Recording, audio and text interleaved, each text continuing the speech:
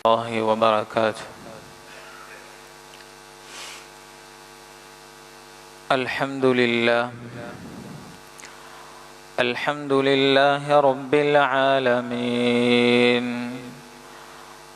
نحمده ونستعينه ونستغفره ونؤمن به ونتوكل عليه، ونعوذ بالله من شرور أنفسنا ومن سيئات أعمالنا، من يهده الله فلا مضل له ومن يضلل فلا هادي له، وأشهد أن لا إله إلا الله وحده لا شريك له، وأشهد أن سيدنا ونبينا ومولانا محمد صلى الله وسلم وبارك على نبينا محمد وعلى آله وصحبه وسلم تسليما كثيرا. أما بعد، فأعوذ بالله من الشيطان الرجيم. بسم الله الرحمن الرحيم. وإنك لعلى خلق عظيم. صدق الله العظيم.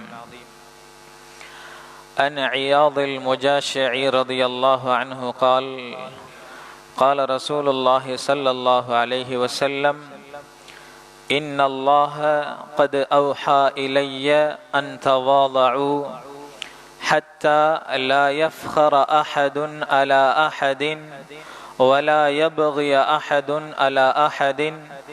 رواه مسلم أو كما قال رسول الله صلى الله عليه وسلم.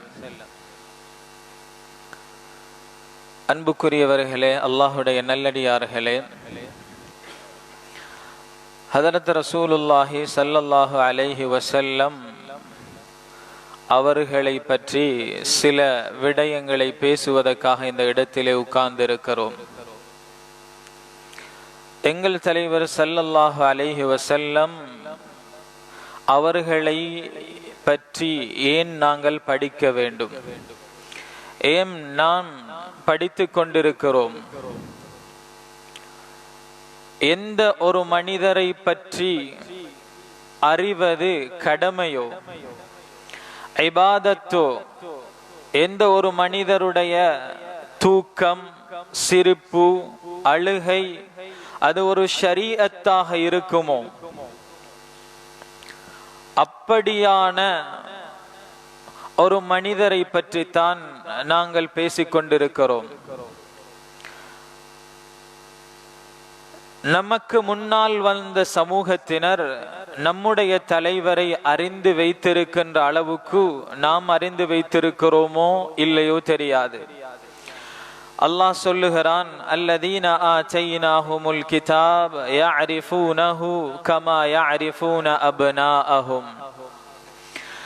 அந்த நபியை பற்றி முன் சென்ற சமுதாயம் எப்படி அறிந்து வைத்திருந்தார்கள் என்றால், தங்களுடைய குழந்தைகளை எப்படி தெரியுமோ, அவர்களுடைய ஒவ்வொரு நிலைப்பாடுகளும், அங்க அவயவங்களும், அவர்களுடைய ஒவ்வொரு செயற்பாடுகளும் எவ்வளவு தாய்க்கும் தந்தைக்கும் மிக தெளிவாக தெரியுமோ, அவர்களுடைய குழந்தையை பற்றி அவர்கள் அறிந்து வைத்திருந்தார்களோ அதே அளவுக்கு நபியை பற்றி அறிந்து வைத்திருந்தார்கள். அன்புக்குரியவர்களே, உலகத்தில் ஒரே ஒரு மனிதர் அவரை பற்றி அறியாமல் இருப்பது சில வேளை நம்மை குஃப்ரிலே கொண்டு போய் சேர்த்துவிடும். அப்படி ஒரு மனிதர் இருப்பார் என்றால் அது எங்கள் தலைவர் ஸல்லல்லாஹு அலைஹி வஸல்லம் அவர்கள் மாத்திரம்தான். ஏன் அவர்களை கொண்டு ஈமான் கொள்வது வாஜிப். அவர்களை ஈமான் கொள்வதென்றால் அவர்களை பற்றி அறியாமல் ஈமான் கொள்ள முடியாது.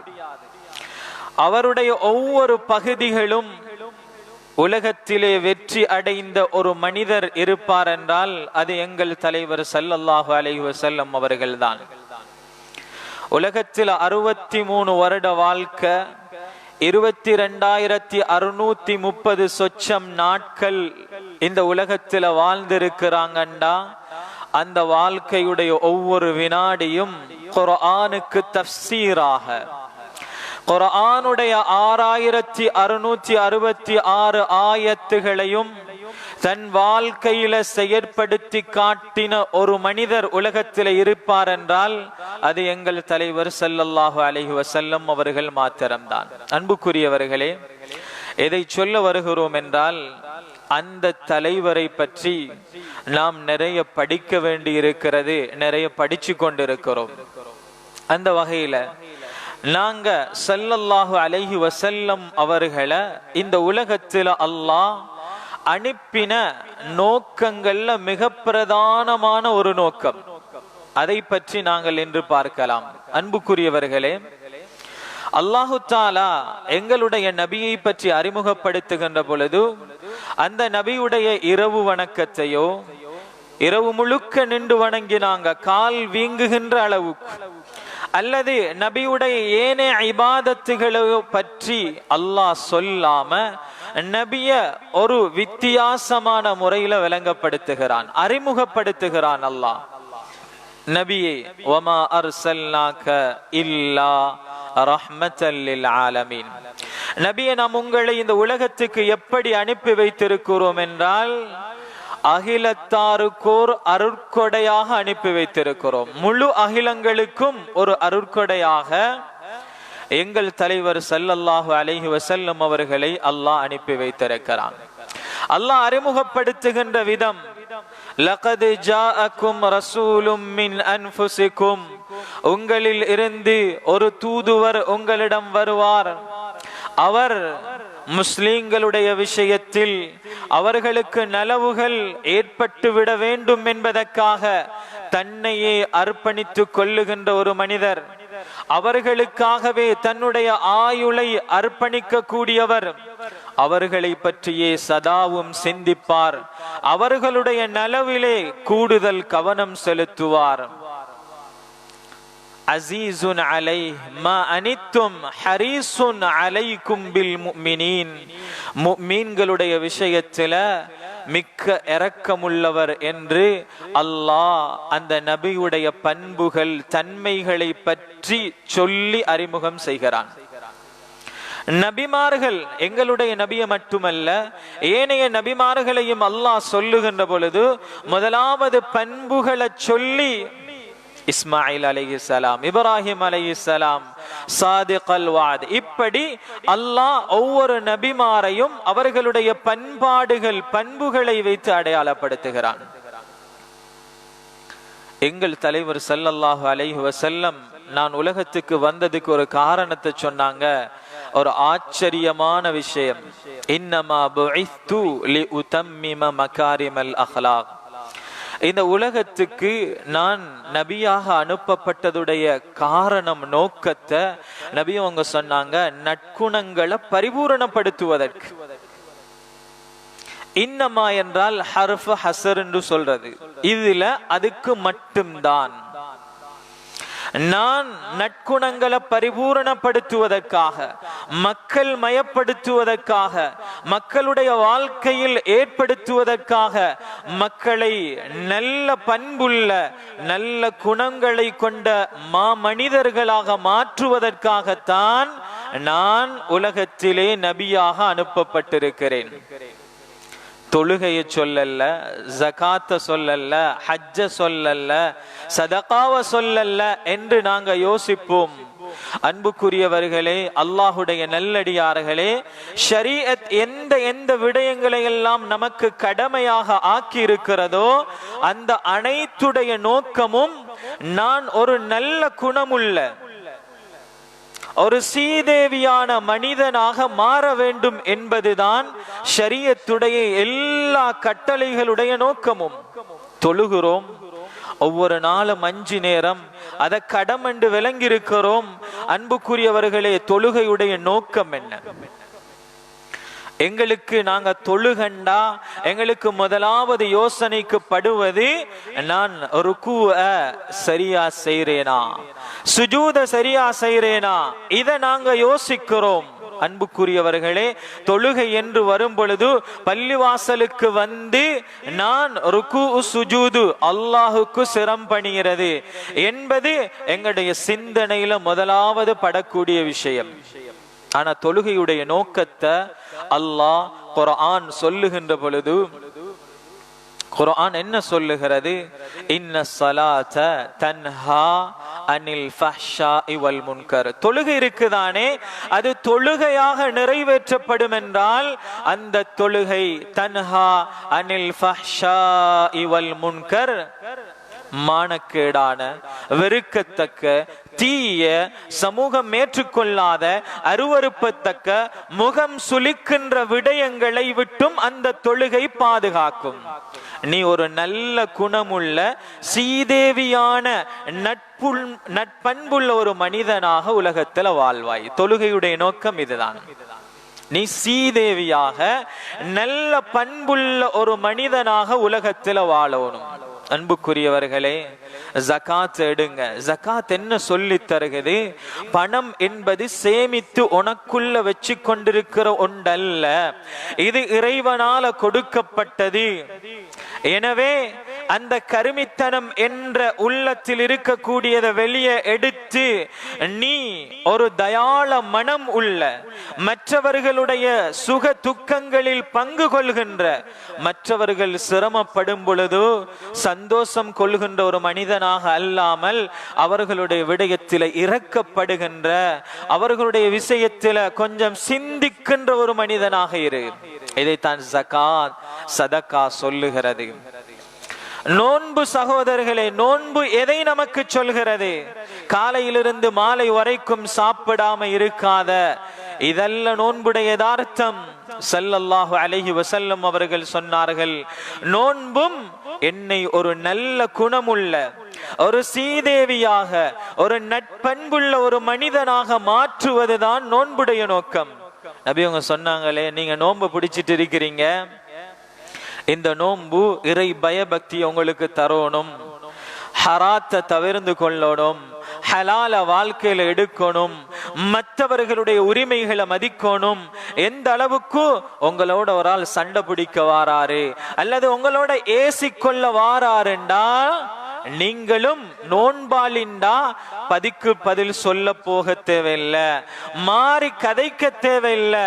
ஃபல்யகுல் இன்னி ஸாயிமுன், நான் நோன்பாளி என்று சொல்லிட்டு ஒதுங்கி போங்க.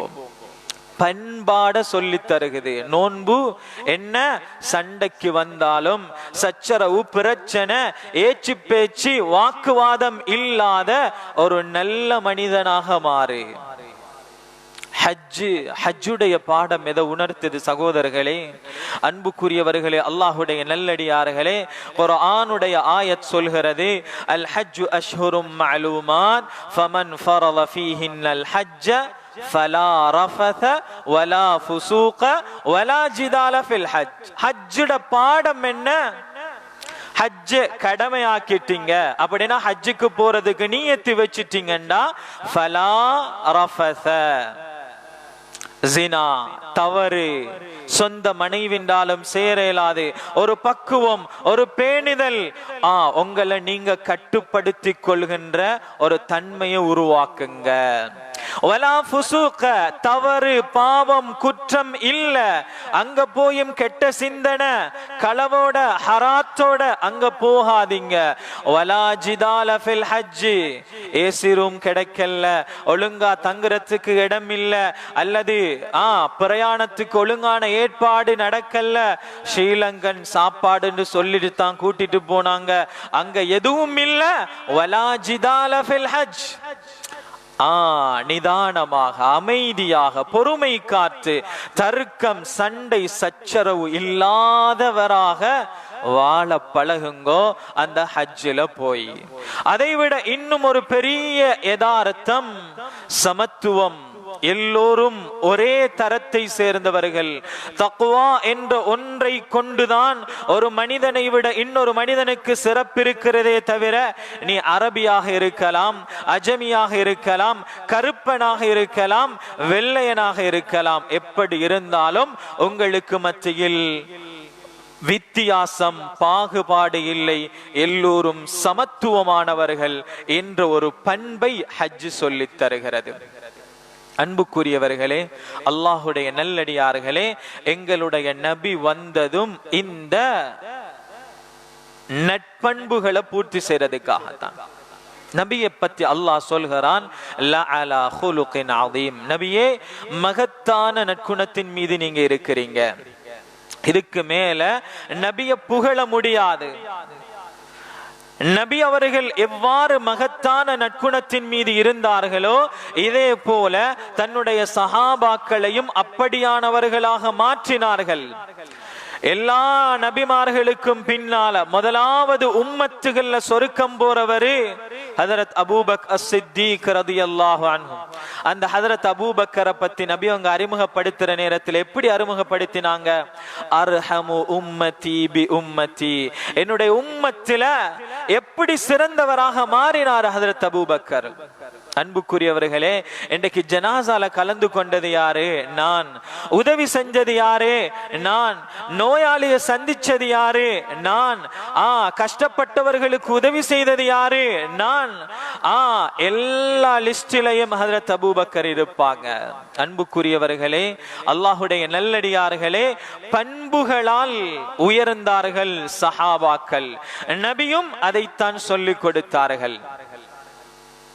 உலகத்துல நாங்க கண்ணியமாக கௌரவமாக பார்க்கின்ற எதுவும் நபியுடைய வாழ்க்கையில் இருக்கல்ல அன்புக்குரியவர்களே. ஆனால் அல்லாஹ் தன்னுடைய பெயரோடு இணைத்தான், மிஅராஜுக்கு அழைத்தான், சிதறத்துல் முன்தஹாவையும் தாண்டி நேரடியாக ரப்பு பேசினான். அன்புக்குரியவர்களே, அல்லாஹுடைய நல்லடியார்களே, எந்தெந்த கண்ணியமெல்லாம் இருக்கிறதோ அத்தனையும் கொடுத்தான். சய்யிதுல் முத்தவாதியின், தன்னை அல்லாஹுக்காக அர்ப்பணித்தார்கள், மக்களுக்காக தன்னை தாழ்த்தி கொண்டார்கள். அல்லாஹ் உலகில் உயர்ந்தவர்களாக அந்த ஸல்லல்லாஹு அலைஹி வஸல்லம் அவர்களை மாற்றினான். அன்புக்குரியவர்களே, அல்லாஹுடைய நல்லடியார்களே, நபி அவர்களுடைய ஒவ்வொரு பண்புகளையும் பார்க்கிறோம். நபி அவர்களுடைய தவாது அவ்வளவு உயர்ந்தவர்களாக மாறியது நபி அவர்கள் தன்னை தாழ்த்தி கொண்டார்கள். அன்புக்குரியவர்களே, நபியுடைய பேச்சும் வஹிதான், குர்ஆனும் வஹிதான்.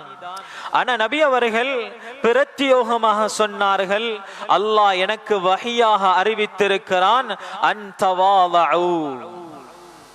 நீங்க உங்களோட அல்லாஹுக்காக உங்களை தாழ்த்தி கொள்ளுங்கோ. உங்களோட சஹாபாக்கள், உங்களோட தோழர்கள், உங்களோட சமூகத்தோட நீங்க எப்படி நடந்து கொள்ளணும்? ஷரீஅத் தெளிவானது, அதுல சந்தேகம் இல்ல. ஆனா அல்லாஹ் அந்த நபியை பார்த்து சொல்கிறான், நபியே ஃபபிமா ரஹ்மத்தின் மினல்லாஹி லின்த லஹும், எங்கட அருளால நீங்க அவர்களோட நளினமாக நடந்து கொள்றீங்க, இரக்கமாக பணிவாக பண்பாக நடந்து கொள்றீங்க. நீங்க மட்டும் கடுமையானவர்களாக இருந்தா ஷரியத்தையும் கணக்கெடுத்திருக்க மாட்டாங்க, குர்ஆனையும் கணக்கெடுத்திருக்க மாட்டாங்க, உங்களையும் கணக்கில சேர்த்திருக்க மாட்டாங்க. அன்புக்குரியவர்களே, அல்லாஹுடைய நல்லடியார்களே, மனிதனை மனிதனாக மாற்றுவது இந்த பண்புகள் தான். ஏன்? ஷரீஅத் உண்மையானது, ஹக்கானது. ஆனா அல்லாஹ் சொல்லுகிறான், நீங்க உண்மையைத்தான் சொல்ல போனாலும் அதை சொல்லுகின்ற முறையில, நீங்க அந்த மக்களோடு நடக்கின்ற முறையில் தான் அதை ஏற்றுக்கொள்வார்களே தவிர இல்லாவிட்டால் அவர்கள் உங்களை விட்டும் விரண்டோடி இருப்பார்கள். அன்புக்குரியவர்களே, அல்லாஹுடைய நல்லடியார்களே, உலகத்தில பெருமை என்ப சொல்லுக்கு, அந்த வார்த்தைக்கு அல்லாஹுவை தவிர வேறு யாரும் சொந்தம் கொண்டாட முடியாது. நாங்க மிச்சம் பயப்பட வேண்டிய, எங்கட வாழ்க்கையில அதற்கு மாற்றமானதை எடுக்க வேண்டிய ஒரு சிஃபத்து தான் இந்த பணிவு என்ற சிஃபத்.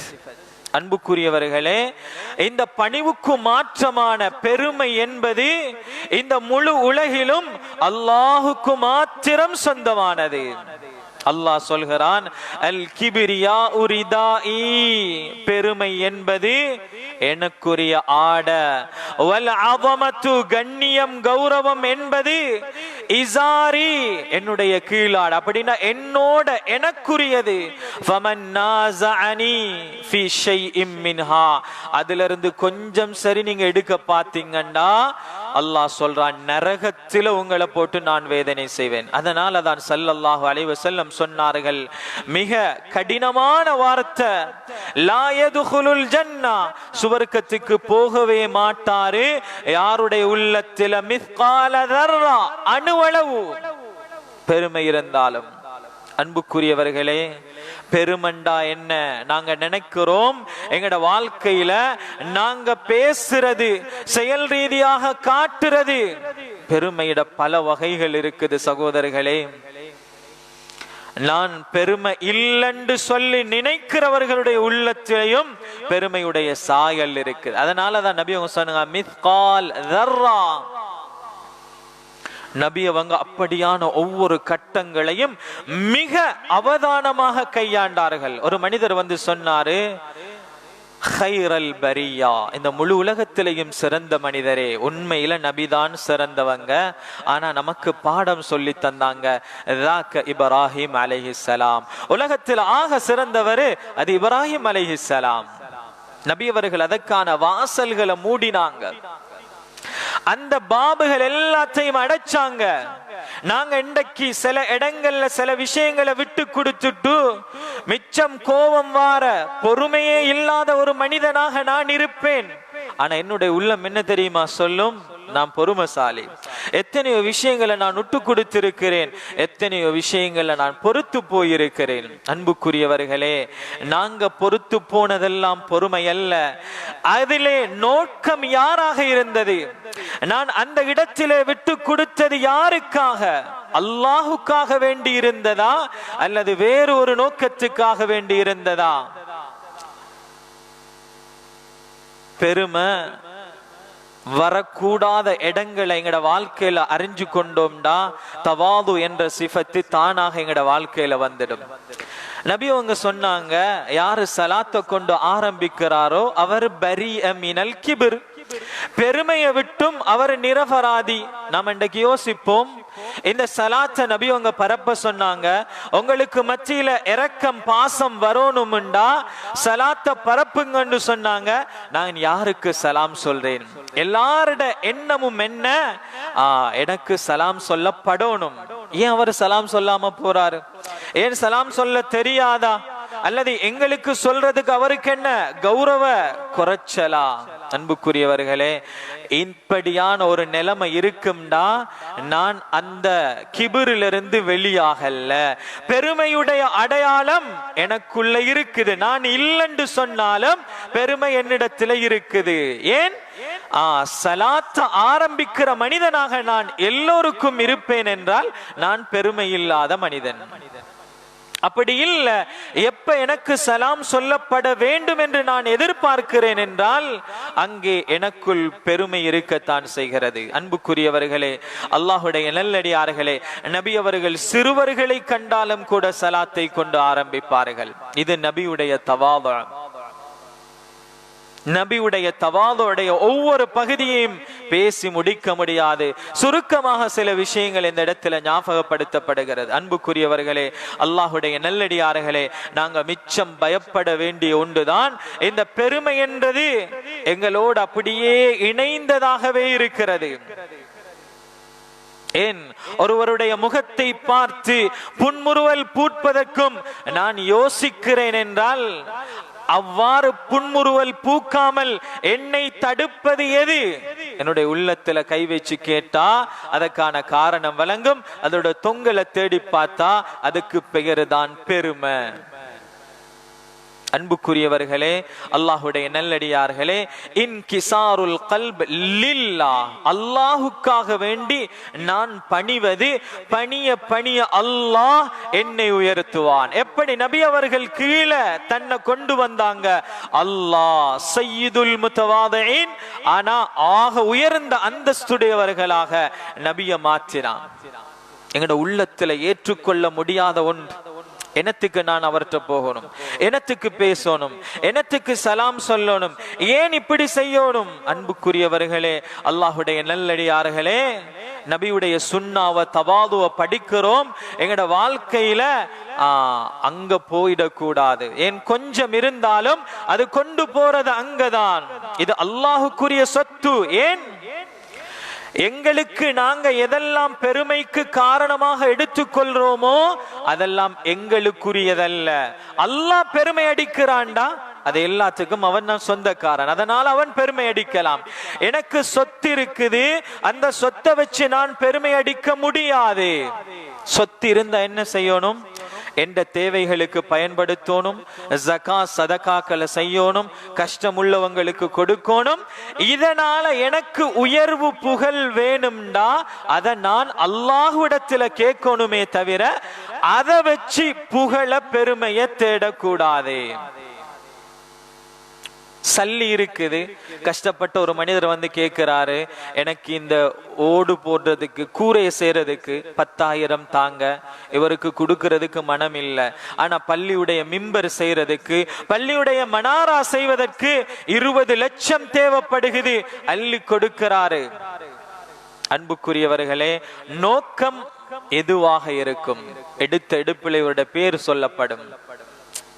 அன்புக்குரியவர்கள், அல்லாஹுடைய நல்லடியார்களே, கூட்டி கழிச்சு ஒவ்வொரு விடயங்களையும் நாங்கள் மிக நிதானமாக யோசிக்கின்ற பொழுது இந்த பெருமை என்ற பகுதி அப்படி எங்களை ஆட்கொண்டிருக்கிறது. அதனாலதான் ஸல்லல்லாஹு அலைஹி வஸல்லம் ஒவ்வொரு கட்டங்களையும் சஹாபாக்களோட பணிவாக நடந்து கொண்டாங்க. மிம்பர்ல இருக்கிறாங்க. அபூ ரிஃபாஅ அல் அதவி ரலியல்லாஹு அன்ஹு வராங்க, யா ரசூலல்லாஹ், இந்த மனிதர் மார்க்கத்தை தெரியாதவராக இருக்கிறாங்க, படிச்சுட்டாங்க. நபி அவங்க மிம்பர்ல இருந்து இறங்கி போய் அவருக்கு கிட்ட இருந்து அவருக்கு படிச்சு கொடுத்துட்டு வந்து மிம்பர்ல ஏறி மிச்ச குத்துபாவை நிறைவு செய்றாங்க. இமாம் இப்னு ஸஅலபா வாராரு, ஒவ்வொரு சஹாபாக்களும் இஸ்லாத்தை ஏற்றுக்கொண்ட விஷயமாக இருக்கலாம், நபியை நேசிச்ச விஷயமாக இருக்கலாம், எல்லாத்துக்கும் காரணம் அன்புக்குரியவர்களே நபி அந்த மனிதர்களோட அந்த இடத்துல அப்படி இறங்கி போனது. ஒவ்வொரு சஹாபாக்களும் சொல்லுவாங்களாம், நபி அவங்க என்னோட தான் இறக்கம். அவங்க அப்படி ஒவ்வொருத்தருக்கும் உரிமையை கொடுத்தாங்க, அவர்களுடைய இடத்துல இறங்கி அவர்களோட பழகினாங்க. அன்புக்குரியவர்களே, அல்லாஹுடைய நல்லடியார்களே, நபியுடைய எல்லா பகுதிகளிலையும் இந்த பணிவு என்பது வரும். குடும்பத்தோட, சிறுவர்களோட, அறிமுகம் இல்லாதவர்களோட, நாங்க மேலதிகாரிகளோட பணிவாக நடந்து கொள்வோம். ஏன் இல்லாட்டி விஷயம் குழப்பமா போயிடும். எங்களுக்கு கீழ், எங்களுடைய அதிகாரத்துக்கு கீழ் உள்ளவர்களோட நாங்க எப்படி நடந்து கொள்ளுவோம்? அன்புக்குரியவர்களே, அங்க எங்கட பவர் காட்டுற இடமாக இருக்கும். அது இல்ல, அந்த இடத்துல உங்களோட குடும்பத்துக்கு நல்லவர் தான் உலகத்துல சிறந்தவர். அப்ப அந்த இடத்துல இந்த பணிவுத்தன்மை, நபி அவர்கள் வீட்டுக்கு வந்தா வீட்டு வேலை செய்வாங்க, உடுப்புக்கு அவங்களோட எல்லா வேலையும் நபிதான் பார்ப்பாங்க. அன்புக்குரியவர்களே, அல்லாஹுடைய நல்லடியார்களே, ஒன்றை சொல்லி முடித்துக் கொள்கிறேன். பெருமை அடிப்பது என்பதற்கு எதுவுமே இல்லை. பெருமையுடைய காரணிகளை விட்டு நாம் ஒதுங்குவோம் என்றால் தவாது என்பது எங்கட வாழ்க்கையில் அப்படியே வந்துடும். நேற்று அருவருக்கத்தக்க ஒரு இந்திரிய துளி, அதை சொல்றதுக்கும் வெக்கம், அருவருப்பு, கையில தொடுறதுக்கும் வெக்கம், ஒரு அருவருப்பான இந்திரிய துளி. இன்று மலத்தை அல்லது அழுக்குகளை சுமக்கின்ற ஒரு மனிதன், அசில் அழுக்கு இங்க காதுல, கண்ணுல, மூக்குல, வாயில, எல்லாத்திலையும் ஏதோ ஒரு வகையில ஊத்த அழுக்குகள். நாளைக்கு 2 நாள் மௌத்தாகி அடக்கல்ல சும்மா வச்சிருந்தாலே நாத்தம் எடுத்துரும். நாளைக்கு நாற்றம் அடிக்க போகின்ற பிணம். இதற்கு மத்தியில பெருமைக்கு என்ன வேண்டி இருக்கிறது? எனவே அன்புக்குரியவர்களே, எங்கட வாழ்க்கையில நபியுடைய குணங்களை படிச்சு எடுக்கணும். இன்னைக்கு இந்த குணங்கள் எப்படி மாறிட்டுண்டா, நன்றிக்கு உதாரணம் வாலாட்டுகின்ற நாய், சுறுசுறுப்புக்கு உதாரணம் எறும்பு, ஒற்றுமைக்கு உதாரணம் காகம், அன்பு பரிவுக்கு இப்படி மனிதனிடம் இருக்க வேண்டிய குணங்கள், பண்புகள் எல்லாம் மிருகங்களுக்கு பங்கு வைத்து கொடுக்கப்பட்டு விட்டது. இந்த உதாரணத்துக்கு மனிதன் என்று சொல்லப்படுகின்ற உதாரணங்கள் எதுவும் இல்லை. அன்புக்குரியவர்களே, பேசுகின்ற நானும் தான், கேட்கின்ற நீங்களும் தான். நாங்க எங்கட வாழ்க்கையில பண்புகளின் மூலமாகத்தான், அதனால தான் தொழுகையால நோன்பால அடைந்து கொள்ள முடியாதவைகளை மனிதன் பண்பால அடைஞ்சு கொள்ளுவான். மீசான்ல ஆக பாரமானது இந்த குணங்கள், பண்புகள்.